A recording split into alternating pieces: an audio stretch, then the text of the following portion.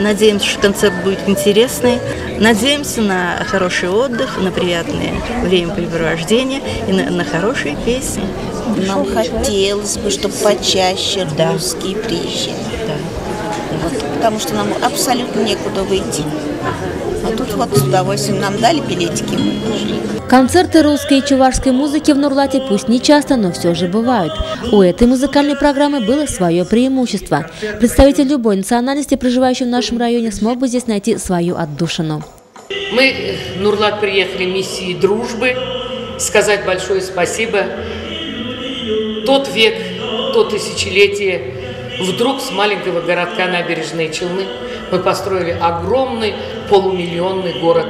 И, конечно же, она уже есть и в карте. И, конечно же, мы сегодня приехали сказать спасибо. И мы приехали на родину нашего великого педагога для молодых, для вокалистов Разии Гайнуллиной. Такой праздник классического и народного искусства приготовила для своих земляков известная певица, педагог, заслуженный работник культуры Республики Татарстан Разия Гайнуллина. Ее ученики сегодня выступают и добиваются высоких результатов на российских и международных музыкальных конкурсах. Я в основном сейчас с профессиональными певцами, которые нужно их довести до профессионализма. То есть готовлю музыкальное училище, в консерватории, в Академии культуры. Вот сейчас в Академии культуры Венера Ганеева учится моя. У меня училась, я ее подготовила сейчас на первом курсе. Гульнас Сабирова. У Зели Сунгатуллина учится тоже в музыкальном училище. Ученики мои, я по возможности, конечно, по моему состоянию здоровья, я стараюсь, конечно, в Нурлат приезжать. И, конечно, обязательно со своими учениками. Вот Руслан Кермудинов здесь был.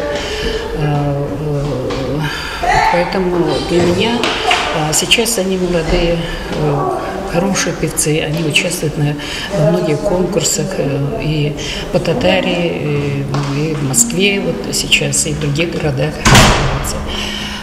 дать свой концерт. Зрителям Нурлата, я думаю, что понравится Федор Кузнецов. Уникальный голос. Лирические тенора у нас в России очень мало. Концерт, который начался с русских романсов лирического тенора Федора Кузнецова, продолжился зажигательными татарскими плясовыми и душевными звуками курая. И несмотря на то, что зал был наполовину пуст, после каждого выступления артистов он наполнялся бурными овациями. Наш сегодняшний концерт посвящен моему педагогу Разии Гайнуллиной. Опыт есть, общение со зрителями есть. С большим удовольствием мы выступаем все-таки для людей. И когда встречаешь хорошего зрителя, благодарного, волнение уходит на второй план. Конечно, соорудить мосты межнациональной дружбы при неполных залах непросто, как непросто и помочь становлению талантливых земляков. Но как бы то ни было, те, кто пришли на концерт, вышли из зала одушевленными и полные искренних чувств. Давно на таком концерте не был, не припоминаю. Обычно такая эстрада, очень шумная. Поп-музыка обычно преобладает.